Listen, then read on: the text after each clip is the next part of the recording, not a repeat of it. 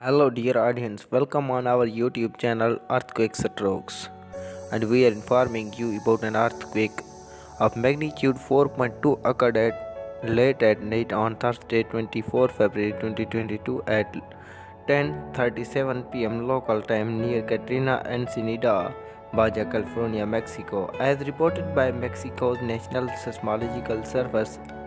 According to preliminary data, the quake was located at shallow depth of 10 km. For more updates about these quakes and all other quakes, please like, subscribe and share our YouTube channel. And that's earthquake